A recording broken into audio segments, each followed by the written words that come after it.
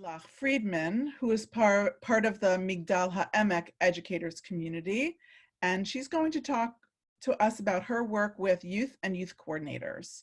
Lilach?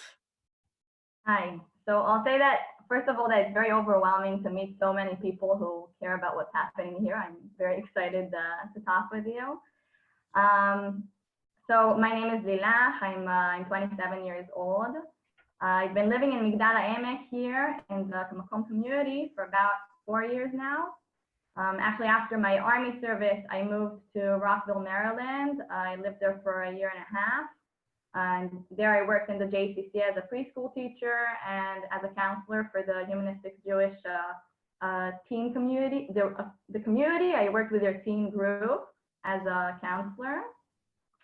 After that, I came back to Israel. I joined the MAKOM community, and I worked for a while in a program for women who are suffering from sexual abuse, post-trauma.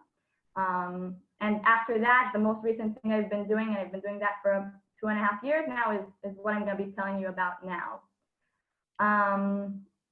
So for the past 2.5 years, I've been coordinating the activity for our youth movement in Kiryat Bialik, which is a city in the north. So it's sort of a youth center with about 200 kids and youth from ages 9 to 18. There are about 20 centers like this in the north of Israel with about, I'm sorry, there's drilling suddenly, I'm sorry. I still have neighbors, even though I'm talking now. And there are about 200 kids and teens about 2,500 kids who participate in this in the north. Threw me off. So what happens in these centers is that they come after school for a few hours a day. Usually the older the kids are, the longer they stay at the center. Sometimes they come at 3 o'clock and then stay till 9 or 10 p.m. And what we do there is we create and give all kinds of we create and give all kinds of sorts of social activities to help the teens build their own set of values. They talk about politics and about social issues. And I think most important, they themselves create activities and counsel a group of younger children. So anyone between 16 years old to 18 years old are actually counselors themselves for younger children. Now, a couple weeks ago, what happened is that when COVID-19 started spreading, all of the education centers, if it was formal and informal, I mean, schools, our centers, everything closed down. And then suddenly all of our youth that usually come to us found themselves very, very alone. Some of them have very functioning families, plenty of space at home, and some of them have wonderful parents, but with very low income jobs, and they can't stay at home or can't provide alternative activities for their children. So all of the youth from all kinds of parts of societies just are suddenly alone at home, have nothing to do. And the same about our specific children who are used to spending most of their time after school with us, found themselves home without any significant friendship to lean on, and it was something we felt from the very start. About a day after the formal and informal education centers closed down, we already began creating alternative online activities using Zoom or other apps that are more, the kids know better.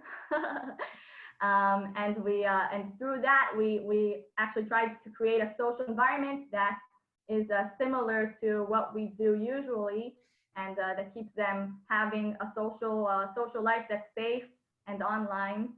And then for about 3 intensive days, it was a weekend, we sat and we worked on building also on a site that gives different activities for all ages, 9 to 18, also younger if they want. And we created a full meeting schedule that takes the usual activities we do in the center and just makes it online and brings it into their homes. And I think another thing that's significant is that we trained all our teen counselors, the counselors I said before that have groups that they actually counsel themselves. We trained all of them to cope with the stress that their kids are going to go through, and themselves too. They're also important. And to know how to notice trauma and bring it back to me so I can bring through the steps of getting to different professionals if they need. That's it. I think the kids are really amazing. The time is very, very difficult for them, also for us not meeting them. It's really weird. And we find also that many teens who usually don't really connect to this kind of activity in our centers usually suddenly are reaching out and looking for different places to just have a social community their age, not their parents or I don't know, younger kids, or I mean someone who's their age and they can be with. And it's very I feel it's been a very significant time these past couple of weeks, even though it's a little bit sad. And I think I'll end with saying what I said to I have a couple of teens who are counselors who a few days ago told me they don't want to do it anymore and it's really difficult and they aren't enjoying it, and they were like, no, I don't want to do it anymore. So and then I think the most significant thing I try to tell my teens is to try to imagine what would happen in 50 years when they will be grandparents and they'll be telling their grandchildren about what they did when there was a pandemic. And will it be, I was staying at home and just like, keeping busy, which is also important, or did I do something to change people's lives? And I think that's really what's happening with our youth in the past while now. That's it. If you have any questions, I'd like to answer later. Yeah, thank you.